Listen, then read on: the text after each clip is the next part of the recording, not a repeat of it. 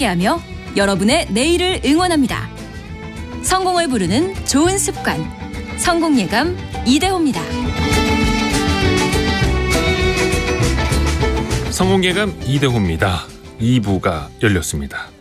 오늘 1부 오프닝 직후에 보내드렸던 경제상식 퀴즈 정답은 신용점수였습니다. 신용 등급이 아니라 신용점수. 들어온 문자 몇 개 좀 소개를 해드릴게요. 우리 실명 언급은 좀 하지 말아달라고 JSY님이 저는 개인 회생 중이라서 신용점수가 100점이더라고요. 열심히 갚는 중이니까 조만간 제 신용점수도 올라가겠죠 라고 해 주셨습니다. 그런데 2402님이 저도 신용점수가 많이 안 좋아서 힘들 때가 있었습니다. 지금은 열심히 살아서 하루하루 잘 지내고 있습니다 라고 보내주셨습니다. 우리 JSY님도 2402님처럼 이렇게 또 빛을 빨리 보실 수 있기를 바라겠습니다. 3785님이 성공예감의 신용점수는 1000점 만점에 1000점이라고. 아이고 감사합니다. 점수를 다 이제 3785님이 매겨주셨으면 좋겠네요. 지금 코스피 코스닥은 조금 낙폭이 커지고 있습니다. 밤사이에 미국 증시도 조금 조정을 받은 것이 있었는데 코스피는 2479, 코스닥은 865포인트로 각각 0.7%씩 안팎으로 조금씩은 밀리고 있습니다. 자, 여러분 이제는 핀테크라는 용어가 굉장히 입에 많이 붙었죠. 많이들 쓰고 있습니다. 이게 한 2014년, 15년부터 국내에 도입이 됐는데요. 단순히 결제하는 거는 당연하고 대출 받는 것, 자산 관리하는 것까지 핀테크로 이제는 많이들 쓰고 있습니다. 우리의 일상이 어떻게 바뀌었는지 또 앞으로 어떻게 또 바뀔지 살펴볼게요.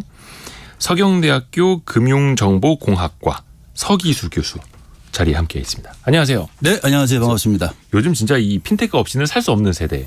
그렇죠. 된 거죠. 예. 교수님도 많이 쓰고 계실 테고.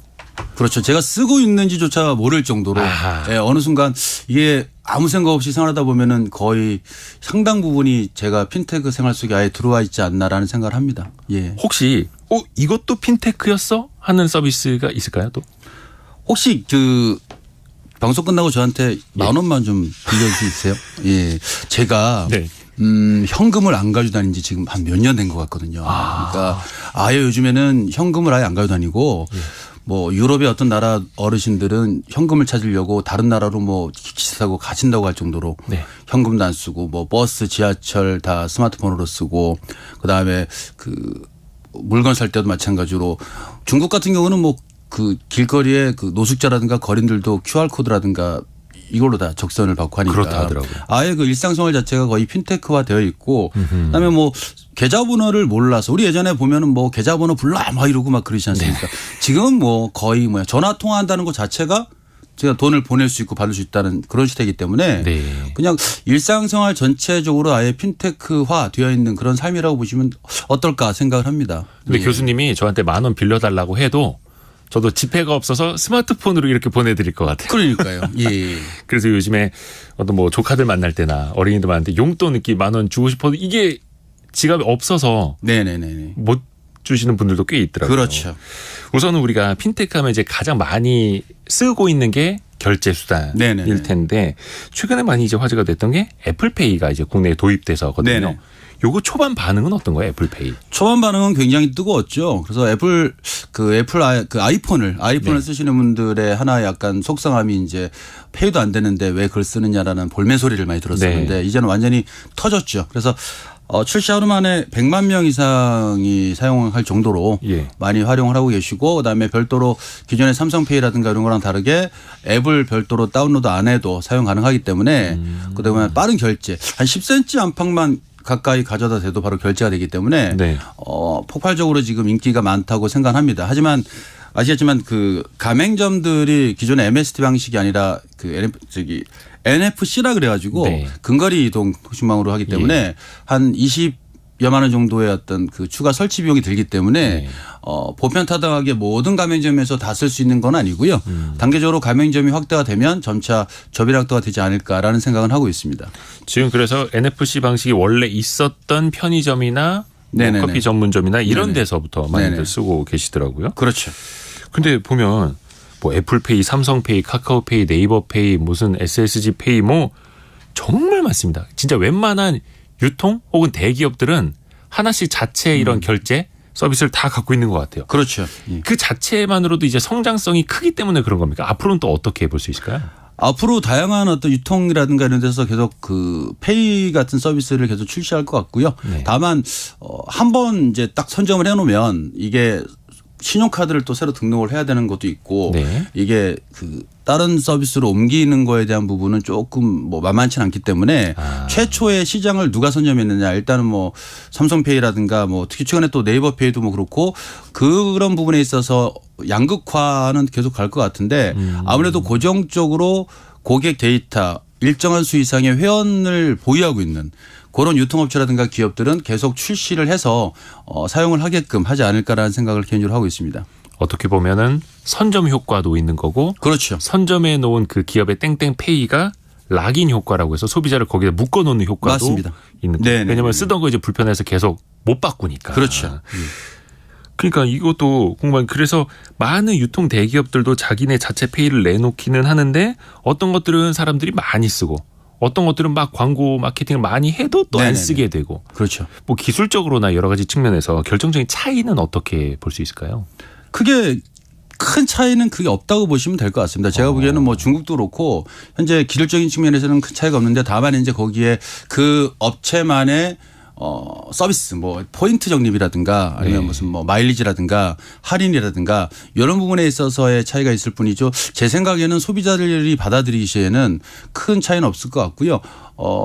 석유의 시대에서 데이터의 시대라는 말이 있듯이 제 생각에는 종전에 말씀드렸지만 어느 정도 회원 수만 가지고 있는 기업체들은 거의 다 이제 시행을 하기 때문에 그 안에서 어떤 나한테 맞는 또 나의 라이프 스타일이라든가 나의 어떤 생활 패턴 여기에 맞는 페이로 한 두세 개 정도 사용하는 어떤 그런 문화로 가지 않을까라는 생각을 합니다.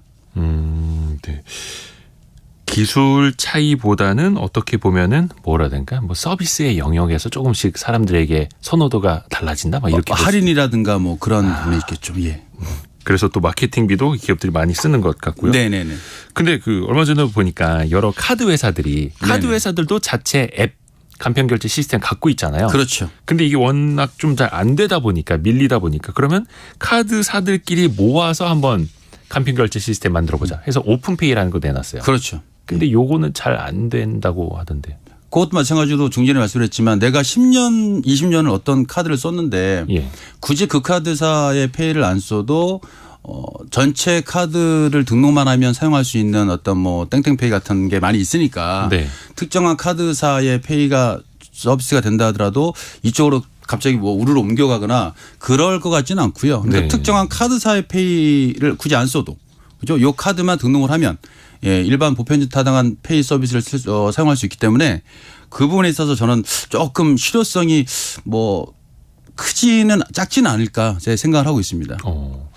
그러니까 이게 전통 금융사들 뭐 은행이나 카드사가 내놓는 것보다 뭐 삼성이나 애플 아니면 네이버나 카카오 같은 IT 기업이나 빅테크 기업이 내놓은 서비스가 더 잘 되는 거잖아요. 그렇죠. 예. 어떤 이유에서 그럴까요? 아무래도 그 서비스의 확장성 면에서도 그렇고요. 그다음에 뭐 제휴라든가 이런 부분이 있어서 그러니까 기술적인 측면에서의 경쟁으로 접근하는 시대는 좀 지난 것 같고요. 네. 그 안에서 다양한 어떤 홍보라든가 아이디어라든가 추가 고객 데이터 확보라든가 이런 거를 통해서 좀 더 다양한 서비스 차별화된 어떤 그런 뭐 상품이라든가 이런 쪽에서 승부를 거는 그런 분위기로 가지 않을까 생각을 하고 있고요. 그래서 이제 종합적으로 그 포털 사이트라든가 아니면 대형 통신사라든가 유통업체라든가 이런 데서 기존의 고객 데이터를 활용해서 네. 뭐 어떤 식으로 이제 마켓 플레이스를 창출하느냐 이런 쪽에 오히려 더 제가 보기에는 포커싱이 좀 가지 않을까라는 생각을 합니다. 앞에서도 거의 한 우리나라에 있는 간편결제 시스템이 50여 종이나 된다고 네네네. 했는데 진짜 춘추전국 시대입니다. 그렇죠. 나쁘게 말하면 난립하고 있는 거고 네네. 사실 사람들은 그 중에서 본인이 자주 쓰는 건 거의 한두 개에 그렇죠. 불과할 텐데 분명히 그 중에서 승자가 나올 거고 또 그 중에서도 뭐 해외 진출이라든지 네네. 더 많이 좀 강점, 확장성을 또 가져야 되잖아요. 맞습니다. 어떻게 이 과제를 좀 풀어나가야 될까요? 아무래도 국내 어떤 시장은 일단 한계가 있기 때문에 네. 동남아라든가 이런 쪽에 해외 쪽에 진출을 좀 많이 지금 추도하려고 하고 있고요. 아예 아프리카 같은 경우도 뭐 그 기존에 오프라인 지점에 대한 부분을 아예 건너뛰어서 바로 그냥 금융 서비스가 워낙 낙후되어 있는 지역이기 때문에 오프라인 은행 지점을 아예 건너뛰어서 바로 그냥 모바일 쪽으로 건너가 버리다 보니까 오히려 의외로 남미라든가 아프리카 쪽 국가들이 이 페이 서비스가 굉장히 좀 활성화되어 있고 사용을 많이 하거든요. 네. 예, 그래서 우리나라 카드사라든가 이 관련 업체들도 국내의 어떤 시장의 포화를 좀 건너뛰어서 다양한 어떤 제휴라든가 아니면 해외 쪽의 진출 같은 것도 모색해 보는 것도 하나의 향후의 방향성이라고 보여집니다. 그렇죠. 그러니까 뭐 신용카드가 발달하지 않았던 나라에서 오히려 모바일 중심의 핀테크가 더 빨리. 그렇죠. 아예 그러니까 오프라인 은행 지점망이라는 거를 건너뛰어버린 거죠. 예. 절차가. 예. 중국이나 뭐 동남아, 그렇죠. 아프리카까지. 네네. 투자 시장 쪽으로 한번 눈을 돌려볼까요? 그러니까 핀테크를 통해서 투자를 하는 것. 근데 최근에 이야기 많이 나오는 게 로보 어드바이저라고 네네네. 어떤 알고리즘에 의해서 혹은 이제 인공지능에 의해서 투자의 조언을 받을 수 있다. 혹시 이거는 어떤 원리로 작동을 하는 겁니까? 그러니까 그 어떤 그 고정적인 어떤 리밸런싱이라 그래가지고 투자의 알고리즘이라는 거를 이제 활용을 해가지고 네. 주가라든가 개별 산업이라든가 어떤 지수가 몇 % 이상 올라갔다 떨어졌다 했을 때 리밸런싱을 통해서 종목 변경을 뭐 계속적으로 진행하는 거죠. 그래서 기본적으로 그 포트폴리오에 있어서 만약에 그 내가 어떤 매 고정적으로 시장을 체크를 할 수 없고 그다음에 시장 지수 대비해서 한 2, 3% 정도만 더 수익을 내고 싶다. 네. 이런 케이스 같은 경우는 로보 어드바이저를 활용하시면 굉장히 좀 도움이 되지 않을까라고 생각을 합니다. 어떤 데이터, 통계를 바탕으로 미리 입력해 놓고 조건에 따라서 그렇죠. 자산 배분이나 이런 것들이 네. 달라지는 값으로. 네네. 근데 이게 그래서 로봇이 투자 판단을 결정을 해서 하면 좋은 결과만 가져오면은 좋을 텐데 실질적으로 사람이 투자 판단을 하는 거랑 아니면 이런 로보 어드바이저를 통해서 하는 거랑 어떨까요? 성과나 성적은? 아직까지는 시장 지수 대비해서 수익률은 조금 더 좋게 나오고 있습니다. 예. 그죠. 네. 그리고 보통 인덱스 펀드라든가 ETF라든가 어떤 그런 상품을 설명을 할 때 있어서 예. 그런 표현이 있거든요. 그러니까 펀드 매니저도 한 명이 사람이기 때문에 네. 사람의 개인적인 어떤 주관적인 판단을 배제한 채 이런 표현이 좀 중요한 것 같고요. 그러니까 사람의 개인적인 판단을 배제한 채 알고리즘이라든가 시스템에 의거해서 시장 상황에 따라서 그때그때 뭐 펀드 변경이라든가 종목 변경을 통해서 기본적인 지수 대비 조금의 어떤 상위 퍼센테이지의 수익률을 기대하는 그런 방식으로 가기 때문에 실제로 뭐 속된 표현으로 대박이라든가 뭐 엄청난 수익률을 올리거나 그건 조금 요원하고요. 네. 대신 시장 대비해서 손해보지 않으면서 안정적으로 2, 3% 정도 뭐 높은 수익률을 지금 현재도 내고 있고 앞으로도 그 정도의 수익률을 기대한다면 충분히 로보 어드바이저는 뭐 활용할 수 있는 가치가 있다고 보여집니다. 근데 로보 어드바이저도 종류가 수십 가지 되더라고요. 굉장히 많더라고요. 네네네. 근데 그 중에서도 또 수익률 차이가 또 많이 나고 로보 어드바이저 중에서도 네네네. 요거는 어떤 이유에서 그럴까요? 그건 아무래도 그 투자 성향에 따라서 그 로보 어드바이저를 처음에 사용하는 그 이용자, 그러니까 투자자들이 처음에 본인의 성향에 대한 설문조사를 하고 그다음에 주로 관심 종목이라든가 기본적인 패키지에 대한 어떤 입력 같은 걸 하거든요. 네. 거기에 따라 조금 달라지는 부분이 있고 그다음에 이제 리밸런싱의 주기라든가 일주일 보느냐 한 달 보느냐 뭐 3개월 보느냐 이런 거에 대해서 같은 로보 어드바이저 서비스를 하더라도 투자자들의 어떤 입력 방법이라든가 성향이라든가 뭐 이런 거에 따라서 수익률에 대한 차이는 뭐 최고 30%까지 나는 경우도 있더라고요. 예, 그래서 그런 부분이 좀 우리가 감안해서 아무래도 뭐 그 본인의 어떤 성향을 파악하고 진단하고 거기에 맞게끔 입력하고 적용하는 게 중요하지 않을까 생각합니다. 또 그 로보 어드바이저 한 개 회사에서 로보 어드바이저 상품을 수십 개 내놓은 회사도 있더라고요. 네네. 그 중에서 수익률 상위에 있는 것도 있고 저 뒤에 꼴찌쯤에도 있는 것도 있고 근데 네네. 수십 개 자체 상품 중에서 상위에 있는 걸 대상으로 마케팅을 막 이렇게 하고 그런 것도 좀 없지 않아 있습니다. 근데 로보 어드바이저가 공짜는 아닐 겁니다. 그렇죠? 엄연히 이것도 수수료, 운영 그렇죠. 보수 같은 걸 받는 거죠. 그렇죠. 예. 아무래도 수수료 보수 같은 건 있긴 있지만 그래도 종전에 말씀드렸지만 사람이 아무래도 뭐 바쁘다 안 바쁘다를 떠나서 매일매일 주가를 체크하고 내가 투자한 종목에 대해서 종목 변경이라든가 뭐 매도라든가 이런 거를 하기에는 조금 어렵기 때문에 네. 기존에는 이제 펀드라든가 운용사 통해서 이렇게 투자를 했었지만 그런 어떤 개인적인 체크라든가 뭐 종목 변경 같은 게 좀 불안하고 안 되시는 분들 이런 분들 같은 경우는 어느 정도 수수료를 좀 부담하더라도 어차피 기본적인 펀드도 보수라든가 판매 수수료 운용 수수료 같은 게 있기 때문에 네. 그런 걸 감안했을 때는 뭐 로보어드바이저에 대한 어떤 일부 분산 투자 차원에서의 접근도 괜찮지 않을까라고 보여집니다. 혹시 뭐 아까도 잠깐 이야기는 해주셨습니다만 로보어드바이저에 적합한 분들과 오히려 로보어드바이저 안 하는 게 나은 분들 좀 구분을 좀 할 수 있을까요? 네, 적합한 분들은 저의 생각은 일단 지금 대학생이라든가 젊은 층 같은 경우에 이런 거죠. 네. 투자의 초보자들 같은 경우에 아무래도 나의 어떤 투자의 방향성이라든가 이런 부분에 있어서 정립이 좀 안 돼 있는 네. 이런 분들 같은 경우는 어떤 간접 경험을 통해서 한번 직접 어떤 식으로 알고리즘으로 해서 어떤 식으로 종목 변경이라든가 이런 게 진행되는 거를 경험하면 굉장히 산 교육이 되지 않을까라는 생각을 하고요. 그다음에 좀 전에 말씀드렸지만 뭐 바빠서 아니면 뭐 나는 체크가 좀 안 돼서 그냥 뭐 맡기고 이런 부분에 있어서 성향이 맞는 분들은 좋을 것 같습니다. 다만 그 조금 이제 고액 자산가라든가 조금 자산이 많으신 분들 같은 경우는 단순하게 어떤 주식 하나만 자기의 자산의 포트폴리오를 보는 게 아니고 뭐 세금이라든가 네. 뭐 부동산이라든가 아니면 달러 같은 통화라든가 그러니까 전체적인 어떤 판을 보고 어떤 뭐 그림을 그리고 절세라든가 이런 것까지 고려를 하시는 분들 같은 경우는 로보어드바이저는 조금 안 맞지 않을까. 그래도 그런 분들은 아직까지는 사람이 접근해 가지고 같이 상의하면서 그런 과정을 겪는 게 낫지 않을까. 예, 그런 생각을 하죠. 로보어드바이저가 근데 사실 출발은 자산 배분 차원에서 시작한 그렇죠. 걸로 알고 있거든요. 네네. 그러니까 국내 채권, 해외 채권, 뭐 국내 주식, 해외 주식 아니면 대체 투자라고 하는 뭐 부동산 이런 식으로. 그렇죠.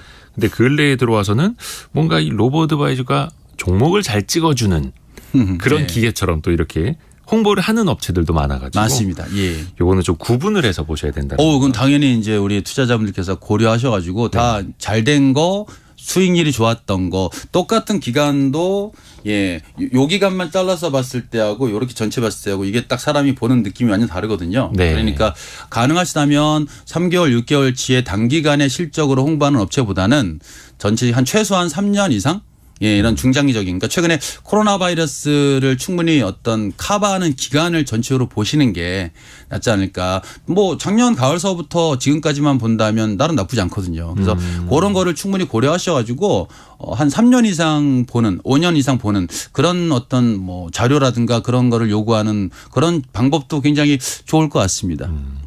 이게 뭐 AI 요즘에 많이 그 화제가 되고 네네네. 있다 보니까 인공지능으로 막 종목 찍어드립니다. 엄청난 수익률 보장해드립니다. 이런 광고들 많은데 그런 거는 좀 믿지 마시고요. 그 금융위원회 보면 로보어드바이저 테스트베드라고 네네네. 한 4년 가까이 됐는데 여기에서 계속해서 뭐라 해야 될까? 정부가 담당을 해서 수익률이라든지 뭐 오차, 편차라든지 이런 것들을 다 보여주는 게 있거든요. 해서 궁금하신 분들은 로보어드바이저 테스트베드 들어가서 어떤 업체들의 어떤 상품들이 있는지 그 장기 수익률은 어떻게 되는지도 체크해 보시면 더 좋을 것 같습니다. 투자까지 살펴봤고 자 이제 핀테크의 뱅킹 분야, 네. 은행 업무 분야로 한번 넘어가 볼게요. 네. 이제는 인터넷 전문은행이라는 이름이 굉장히 뭐라 해야 될까요? 보편화됐습니다. 그렇죠. 아주, 카카오뱅크, 예. K뱅크 또 토스뱅크까지 네네. 인터넷 전문은행이 출범한 지 이제 5년째인데요. 이게 처음에는 신용도가 낮은 사람들한테도 좀 돈을 빌려줄 수 있게 그렇게 이제 지점 점포가 없는 어떻게 보면은 비용을 좀 잘 통제할 수 있는 은행들을 만들자 이거였는데 실제로 이런 인터넷 전문 은행들이 기존의 대형 은행들 사이에서 좀 매기 효과라고 하는 네네. 그런 걸 좀 효과를 냈을까요? 만족스러운 정도까지 효과를 냈다고 볼 수는 없을 것 같고요. 예. 예. 그러니까 조금 이제 뭐 냉정하게 뭐 표현하자면 기존의 오프라인의 은행의 어떤 상품이라든가 서비스를 그대로 그냥 채널만 온라인으로 옮긴 거 아니냐. 어차피 인터넷 전문은행도 아쉬운 게 뭐냐면 이제 어차피 수익이 예대 마진, 예금과 대출 이자의 차이가 그들의 또 하나의 또 수입이기 때문에 그렇게 본다면 기존의 은행들의 모바일 뱅킹 서비스하고 다를 게 뭐가 있느냐라는 부분은 조금 우리가 고민을 해봐야 될 것 같고 네. 정부도 지금 이 부분은 고민하고 있고요. 세계 인터넷 전문은행의 총 자산이 80조 원 이상이 될 정도로 지금 굉장히 많이 매기까지는 아니지만 시장의 어떤 활력소 뭐 하나의 어떤 뭐 영양제 역할은 좀 하고 있는 것 같긴 합니다. 그리고 기존 은행들에 대한 어떤 뭐 긴장감이라든가 동기부여라든가 이런 건 충분히 가능할 것 같은데 정통 진짜 진정한 너희가 인터넷 전문은행이라고 했을 때 감히 조금 2% 90 부족한 그런 부분은 좀 있지 않을까라는 생각을 하죠. 예. 그냥 지점이 없을 뿐. 그렇죠. 인터넷 은행인데 뭔가 인터넷 전문 은행 하기에는 2% 부족하다. 예, 아쉽다는 생각이 들죠. 김문희 님이 지난 명절 때 중고등학생 조카들한테 세뱃돈으로 이 페이로 돈을 보내줬다고 세뱃돈을. 네네네. 엄마한테 뺏기지 않아서 좋다고 하더라고요. 조카들이. 좋은 세상입니다. 좋습니다. 좋은 세상입니다. 이렇게 해서 간편 송금 이런 것도 정말 이제 많이 있고. 근데 이거 앞에서도 별반 이제 차이가 없다. 인터넷 전문은행도 말씀을 해 주셨는데 이게 처음에는 IT 기업들이 주도하는 걸로 나타나지 않습니까? 카카오도 마찬가지고. 네. 근데 결국에는 나중에 뚜껑을 열어보니까 기술력 측면에서도 별반 차이가 없는 그 이유는 어디에서 찾아볼 수 있을까요? 아무래도 그 정서라는 측면도 있고요. 이게 과연 내 돈이 아직까지도 저도 이제 은행에서 오래 근무를 했었지만 네. 아직까지도 고객들 중에 상당수는 내가 은행에 돈을 갖다 주면 텔러분이 내가 보는 앞에서 내 돈을 세고 내가 보는 앞에서 저 금고에 내 돈을 갖다 놓는 이런 거를 보는 걸 원하시는 분들이 아직까지도 있거든요. 예, 그래서 그런 부분에 있어서 정부의 어떤 딜레마인데요. 그 보안이라든가 어떤 그 저변 확대라든가 사용의 어떤 보편 타당성을 봤을 때 기술이 절대 떨어져서가 아니라 어떤 그런 어떤 규제라든가 정부의 어떤 그 정책이라든가 이런 측면에 조금은 더 뭐 완화적인 어떤 그런 쪽으로 가야 되지 않을까라는 생각을 하고 있고요. 네. 예. 일본 같은 경우도 지금 그런 부분에 고민이 많아서 아예 특화된 뭐 학자금 대출만 전문적으로 취급하는 인터넷 전문은행이라든가 뭐 자동차 살 때만 할부 금융을 해주는 인터넷 전문은행이라든가 예, 뭐 아니면 편의점이 만든 인터넷 전문은행이라든가 뭐 그래서 그 편의점에 가면 한쪽에 아예 대출하고 보험 상담 부수도 있고 뭐 이렇게 유통 쪽과 자회사들과 연합된 예, 다양한 어떤 형태의 그런 어떤 뭐 서비스라든가 방식도 도입이 필요하지 않을까라고 보고 있습니다.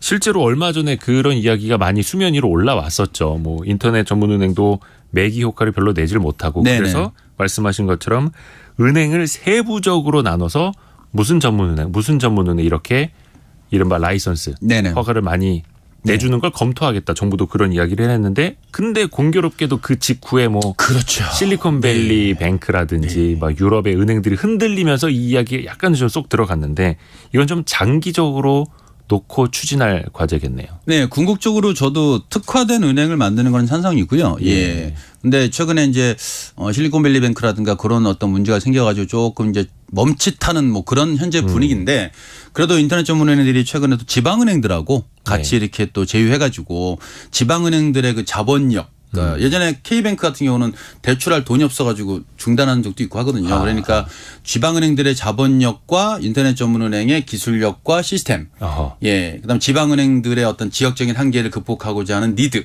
이게 맞아 떨어져가지고 최근에는 인터넷 전문은행하고 지방은행들이 손잡고 예, 같이 공동 대출을 지금 하자는 또 그런 분위기가 있기 때문에 그런 식의 다양한 고민이라든가 이런 거는 소비자들 입장에서도 제 생각에는 굉장히 바람직한 현상이 아닐까라는 생각을 합니다. 일종의 연합전선을 구축하는 거예요. 그렇죠. 혼자는 못 산다는 거죠. 이제. 예. 합종연행 나타나고 네. 그리고 2019년 말부터였죠. 오픈뱅킹이라는 게 시작됐습니다. 네네. 아마 써보신 분들 많이 계실 텐데 그러니까 하나의 은행 앱을 가지고 내가 거래하는 여러 통장을 다 관리할 그렇죠. 수 있는 거죠. 네. 이쪽 돈을 이쪽으로 끌어올 수도 있는 거고 네네네. 그렇죠.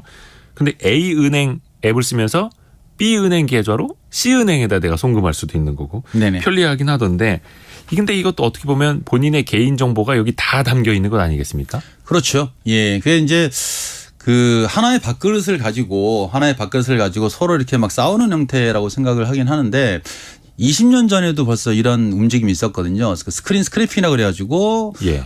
고객이 그 당시에 이제 공인인증서라는 게 있어가지고 고객이 공인인증서라면 오케이 하면 예, 모든 은행의 그 화면 자체를 긁어와서 네. 우리 화면에서 보여주겠다라는 게 이제 20년 전부터도 제가 은행에 있을 때부터도 그렇게 오래 전부터 논의됐던 그때 거예요? 있었는데 참 안타깝게 그때는 너무 앞서간 것 같아요. 너무 앞서간 것 같고 그게 이제 정책이라든가 이런 규제가 묶여가지고 지금 하다가 최근에 이제 지금 진행이 되고 있는데 네. 말씀하신 게 맞습니다. 그게 똑같은 밥그릇을 싸우는 거죠. 그러니까 어차피 그 서비스를 제공함으로써 뭐 예금이 유치되거나 이런 것보다는 일단은 우리은행이 메인 거래 주거래 은행이 아니더라도 뭐 이 고객의 다른 은행의 거래 상황을 다 볼 수 있는 거고 그게 물론 그죠. 그다음에 모든 금융거래에 대한 부분을 갖다 활용해 가지고 대출의 심사라든가 이런 데이터 확보 차원에서 필요하기 때문에 네. 지금 모든 은행들이 이 부분에서는 거의 뭐 사활을 걸다시피 해서 지금 홍보라든가 마케팅을 진행하고 있는 걸로 알고 있습니다.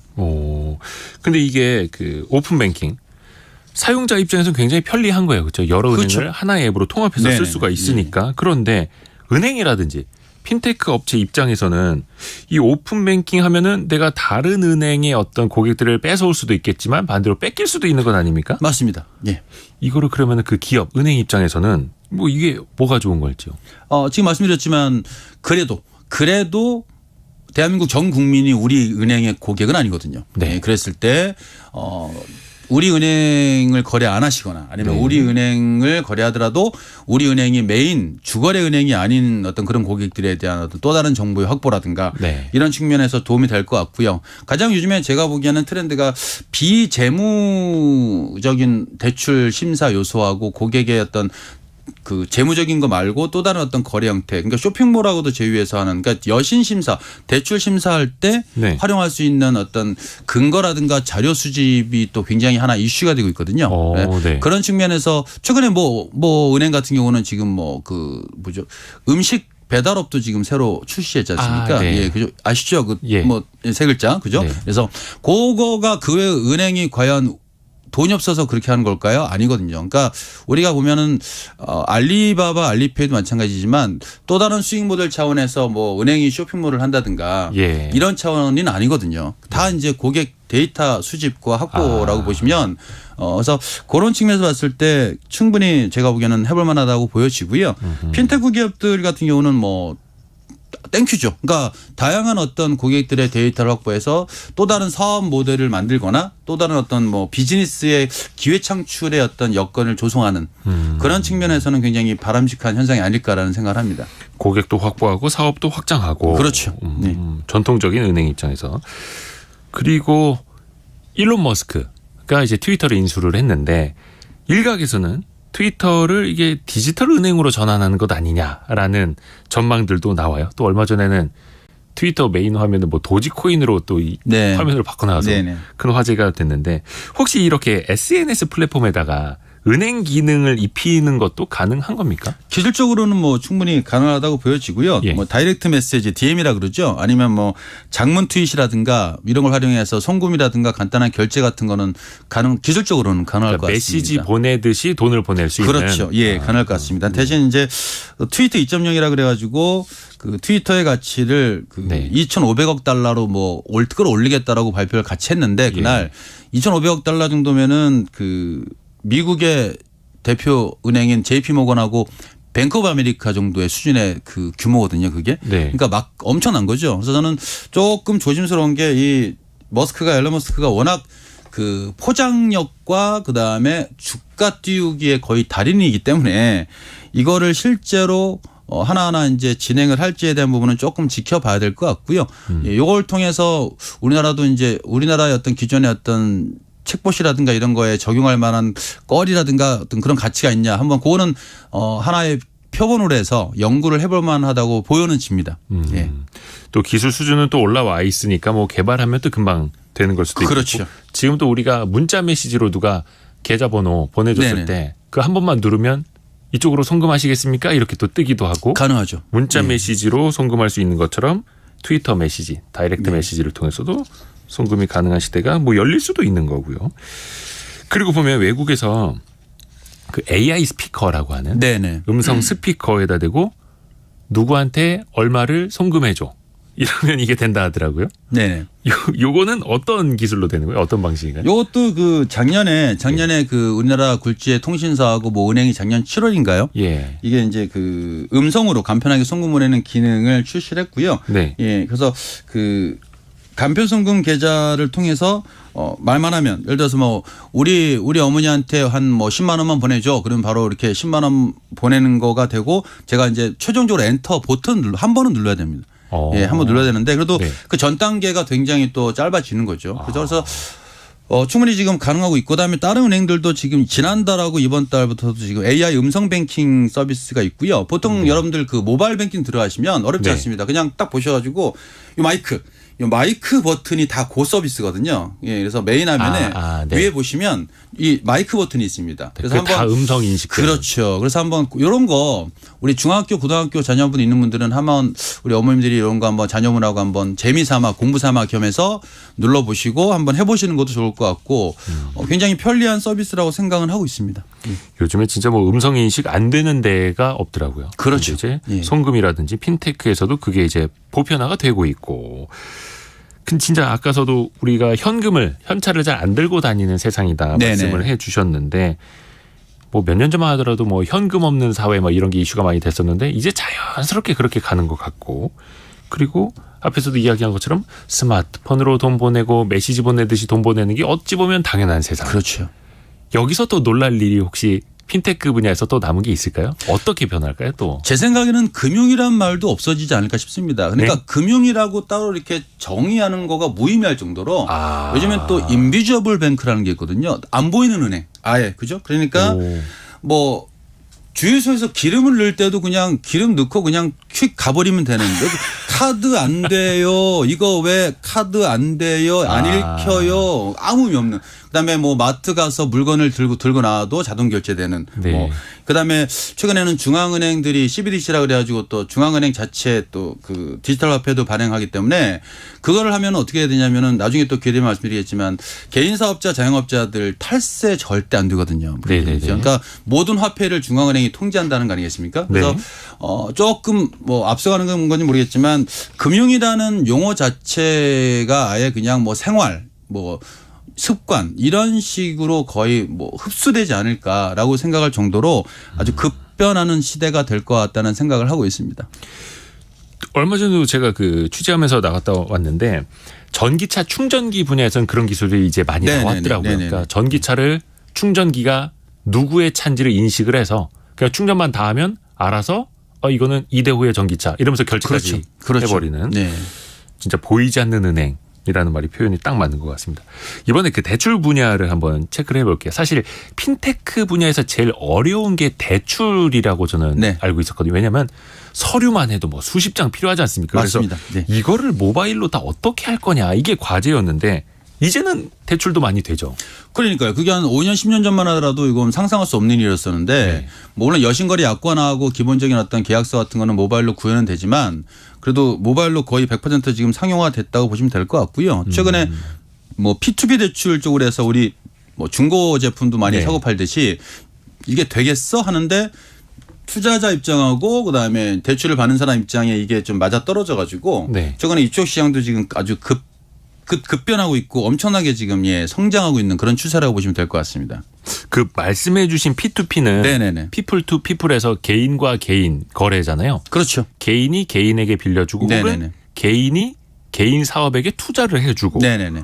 요거는 어떤 방식으로 뭘 믿고 할 수 있는 겁니까? 그러니까 그래도 기본적으로 중간에 플랫폼 업체가 하나 끼고요. 네. 예, 그 플랫폼 업체가 최소한의 개인 확인하고 네. 예, 이런 부분은 충분히 이제 감안하는데 그 아예 신용대출 같은 경우는 솔직히 담보를 잡거나 이런 부분은 좀 그다음에 정말 냉정하고 정말 면밀한 어떤 신용 분석이라든가 이런 것까지는 솔직히 지금 쉽진 않죠. 네. 예, 그래서 연체율이 조금 많이 올라가고 있습니다. 솔직히. 예. 일반 대출보다는 네. P2P 대출의 연체율이 훨씬 높은. 네, 훨씬 높고요. 그래서 이게 장점은 기존의 제도권의 저희 대출 상품보다는 금리가 조금 높지만 제2금융권이라든가 대부업체보다는 금리가 낮기 때문에 서로 쌍방 간에 어떤 그러한 니즈가 맞아 떨어져 가지고 많이 활성화되면 되고는 있지만 그래도 약간 연체율이라든가 말씀하신 어떤 위험 요소 같은 거는 생존한다라고 보시면 될 것 같습니다. 그러니까 본인이 높은 수익을 추구하는 만큼 높은 위험이 따른다라는 걸 알고 있어야 되는 거죠. 그렇죠. 그거는 뭐 감안해야죠. 예. 약간 근데 이게 또 핀테크를 지금 저희가 뭐 투자, 뭐 대출, 그다음에 뭐 간편결제 여러 가지 살펴봤습니다만 고민되는 지점도 있습니다. 사실은 이 디지털 또 스마트폰 이런 거 잘 못 쓰시는 취약계층도 있지 않습니까? 어르신들도 마찬가지고 그런 간극은 과연 이걸 또 그럼 어떤 기술로 메워야 되는 건지 이건 좀 고민이 되지 않겠습니까? 고민이 되죠. 예, 기술까지는 아니더라도 그래서 모든 은행들이 지금 전부 다 그 시니어분들, 어르신분들을 위한 별도의 그 모바일 앱을 별도로 지금 제공을 하고 있고요.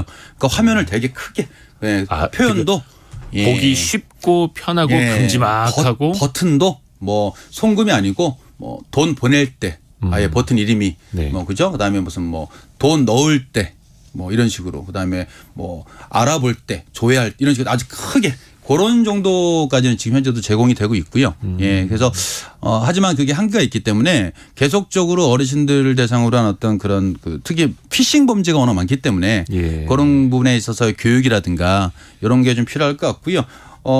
전체적으로 그 말씀하신 그 부분은 꼭 어르신들이 아니더라도 젊은 분들도 이게 나중에 뭐 각종 범죄에 노출되어 있기 때문에 항상 수시로 그 본인의 어떤 그 계좌 확인이라든가 그다음에 금융거래에 대한 어떤 그런 알람 기능을 활용한다든가 그런 부분은 굉장히 좀 중요한 어떤 의미가 되겠고 그런 습관이라든가 그런 서비스를 활용하시는 게 좋지 않을까 생각을 합니다.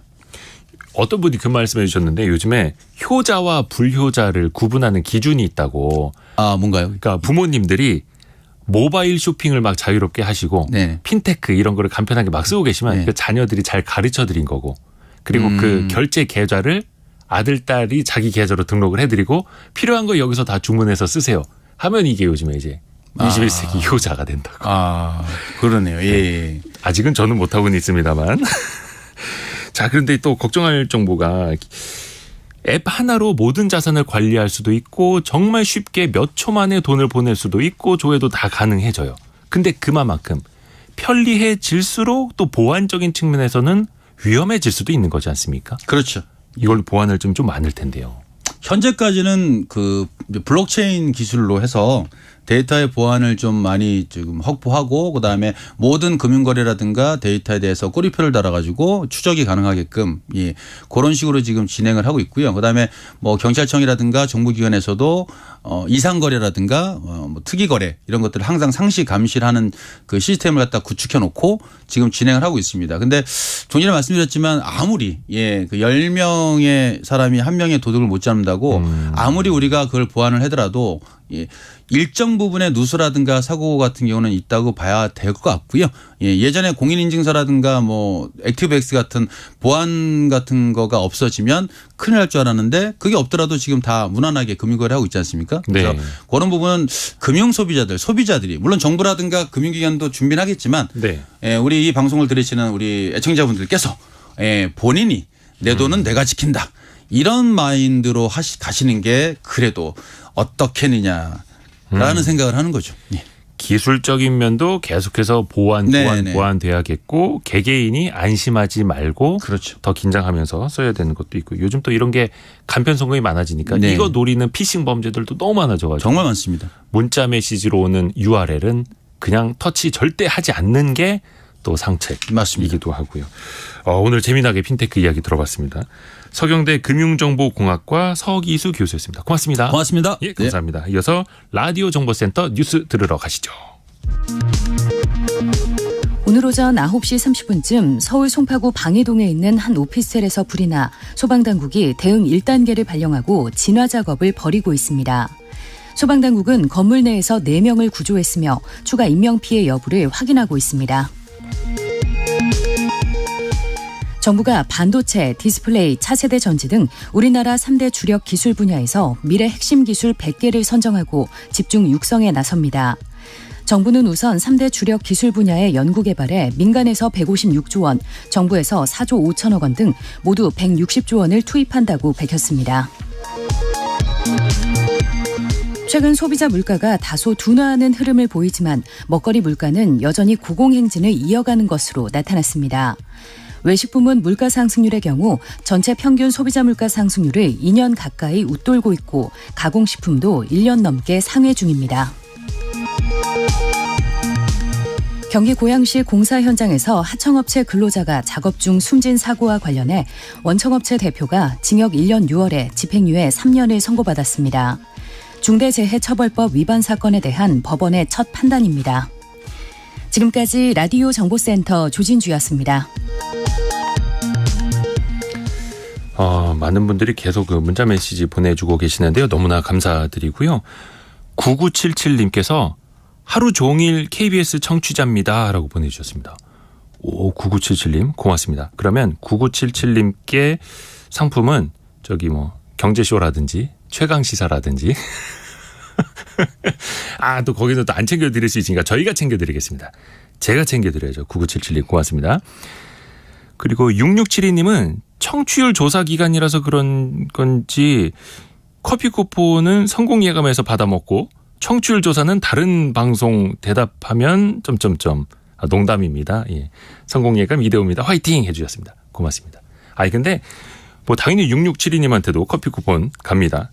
뭐 다른 거 대답하셔도 됩니다. 다른 좋은 프로그램도 많고요. 그냥 그 중에 성공예감 이대호입니다를 기억해 주시면은 감사하죠. 예, 커피 쿠폰 씁니다. 사실 또 제가 마음과 다르게 말을 할 때도 가끔은 있거든요. 예, 아무튼 여러분께 강조를 더 드리고 싶은데 여기까지만. 자, 애프터 서비스 넘어갑니다. 이혜리 리포터 어서 오세요. 안녕하세요. 자, 첫 번째 질문 들어가 보죠. 네, 청취자 김영희 님이 보내주셨는데요. 세입자가 이사했는데 주소를 안 바꿨다면 건물주는 어떻게 처리해야 하나요? 라고 질문을 주셨어요. 네. 그래서 이와 관련된 답변은 법무법인 법승의 김낙의 변호사에게 들어봤습니다. 네. 임차인들이 전입을 해 놓은 상태에서 이사를 나갈 때 그 전출을 하지 않는 경우 임대인의 입장에서는 새로운 세입자를 받는데 어려움이 생길 수 있습니다. 그렇기 때문에 그 주민등록을 말소시키기 위해서 주민센터에 가셔가지고 거주 불명 등록 신청을 하시면은 그 세입자의 전입 신고 내역을 직권 말소시킬 수 있습니다. 거주 불명 등록 신청은 원래는 이제 과거에는 주민등록 말소 제도였는데 2009년도에 이제 바뀌어서 거주 불명 등록이라는 제도로 바뀌었거든요. 이 절차는 한 2, 3주 정도, 한 달 정도 소요가 되긴 하는데 이렇게 되면은 해거가 됩니다. 추가로 그 전출 여부를 확인할 때는 집주인이나 계약자가 신분증을 가지고 동사무소 찾아가면 요즘엔 주민센터라고 하죠. 찾아가면 전입세대 확인서를 떼어준다고 합니다. 네. 다음 질문은요. 그 청취자 김춘영 님이 세입자인데요. 네. 집주인이 임대차 계약 갱신을 위반했다면 손해배상은 어떻게 청구해야 하나요? 라고 질문을 주셨어요. 네. 계속해서 김낙희 변호사에게 들어봤습니다. 네. 실제로 임대인은 이제 임차인의 계약갱신 요구를 정당한 사유 없이 거절을 하지 못하는데 예외적으로 이제 자신이 목적 주택에 실제 거주하려고 하는 경우에는 이제 갱신 거절을 할 수 있고, 근데 그러한 사유로 직접 거주하려는 목적으로 갱신 거절을 하였음에도 불구하고 정당한 사유 없이 제3자에게 이 주택을 임대한 경우에는 이제 임대인은 갱신 거절로 인해서 임차인이 입은 손해를 배상하도록 하고 있습니다. 이때 우선은 거절 당시에 임대인과 임차인 사이에 어떤 손해배상 예정액에 대해서 약정을 한 바가 있다라고 하면은 그에 따르면 되는데, 이제 그게 아니다라고 하면은 이 손해배상액의 액수는 갱신 거절 당시에 월 차임액 3개월분에 해당하는 금액이거나 월 차임에는 환산 월 차임이라는 게 있습니다. 이게 뭐냐면은 우리가 차임 이외에 보증금이 있는 경우에는 그 보증금을 어떤 비율에 따라서 차임으로 전환한 금액이고, 그걸 합산한 금액이 월 환산 월 차임이라고 해서 이 3개월분 금액을 손해배상으로 지급을 하거나, 아니면은 임대인이 제3자에게 임대를 해서 얻은 그 환산 월 차임액과 그 갱신 거절 당시의 환산 월 차임 간 차액의 2년분에 해당하는 금액, 이러한 금액을 손해배상액으로 해서 이제 임대인은 배상을 할 수 있습니다. 네. 다음 질문 넘어가 볼까요? 네, 어제 경제상식 퀴즈 정답이 반도체였는데요. 네. 휴대전화 뒷번호 4433번님이 대만의 TSMC가 세계 파운드리 1위인데 삼성전자가 추격할 수 있을지 궁금합니다. 파운드리는 이제 반도체 위탁 생산, 위탁 생산이죠. 대만의 TSMC가 압도적인 1등이고 삼성전자가 추격을 하고는 있기는 한데 4분기 기준으로 보니까 TSMC의 점유율이 58.5%, 삼성전자는 15.8%. 이 격차가 예전에는 30%대 후반이었거든요. 그래서 그 격차를 좁혀야 된다. 삼성전자가 더 따라가야 된다 했는데 그 격차가 최근에 42.7%로 더 커졌어요. 네. TSMC가 참 잘하고는 있는데 그래서 삼성전자가 뭐 7나노, 5나노, 3나노 기술도 많이 개발을 하고 있는데 다만 이게 한 우물만 파고 있는 TSMC랑 반도체 직접 설계도 하고 스마트폰도 하고 여러 사업을 하고 있는 삼성전자랑 어떻게 보면 비즈니스 구조 자체에서부터 조금 차이가 있기는 있거든요. 네. 예. 하지만 뭐 삼성전자가 잘 하겠죠. 제가 뭐 조언한다고 더 잘할 건 아니겠습니다만 네. 아무튼 응원하겠습니다. 네. 그 휴대전화 뒷번호 9241번님이 반도체는 재사용이 안 되나요? 라고 질문 주셨어요. 아, 요거 네. 반도체를 재사용할 수도 있고 못할 수도 있습니다. 네. 재사용을 할 수 있는 가장 대표적인 게 메모리 반도체 있지 않습니까? 삼성전자 하이닉스 잘 만드는 거 대부분 PC용이나 노트북용은 규격화되어 있어서 내가 쓰던 PC에서 빼서 다른 PC로 꽂으면 바로 쓸 수가 있죠. 네. 그게 이제 재사용의 대표적인 거고 그런데 시스템 반도체는 재사용이 사실상 어렵습니다. 그러니까 예를 들면 이거는 다 어떤 특정한 기능을 위해서 따로 설계가 된 거다 보니까 예를 들어서 온도 조절용 시스템 반도체다. 근데 밥솥의 온도를 조절하는 거랑 냉장고의 온도를 조절하는 건 또 다르거든요. 그렇죠. 그래서 이거는 재사용이 사실상 불가능하고 다만 도시광산이라고 해서 쏟아져 나온 반도체들 그게 있는 PCB라고 하는 회로 기판을 모아서 그 안에서 뭐 구리라든지 여러 광물을 채취하는 도시광산 산업은 굉장히 많이 활성화되어 있습니다. 네. 네. 다음 질문은요? 네, 그 회사에서 지게차를 운전하시는 분인데요. 네. 2195번님. 건설기계 조종사 안전교육을 받으라고 합니다. 교육은 4시간인데 근무 시간에 포함이 되는지 물어보셨어요. 이거 이혜리 리포터가 직접 취재하셨다고요? 네, 이 교육이요. 건설기계 조종사 면허증을 소지하고 실제로 건설기계를 조종하시는 분들이 수강해야 하는 교육입니다. 그래서 만약에 교육을 받지 못하는 경우에는 벌금을 부과가 될 수가 있는데요. 제가 그 고용노동부 고객상담센터 1350번에 전화해서 물어봤는데요. 우선은 사업주에게 확인을 해야 되는데 업무에 지시 명령이 있는 교육이라면 근무 시간에 포함이 될 수 있습니다. 회사 재량이에요. 네. 근데 이 교육을 담당하는 국토부 건설산업과에 전화해서 물어봤더니 이 교육을 회사에서 근무 시간으로 인정해주는 경우도 있고 아니면 개인이 일을 하기 위해서 갖추기 위한 교육이라면 근무 시간으로 인정이 안 될 수도 있습니다. 그래서 회사 재량으로 확인을 해보셔야 될 것 같아요. 결국은 100% 근무 시간으로 인정을 받는지는 확답을 드릴 수가 없는 네. 회사의 재량도 약간은 있는. 자, 오늘도 이혜리 리포터 수고 많으셨습니다. 네, 고맙습니다. 네, 고맙습니다. 자, 성공예감 저는 이대호였고요. 내일 아침 9시 5분에 다시 여러분 만나뵈러 돌아오겠습니다. 성공예감은 오늘도 여러분을 응원합니다.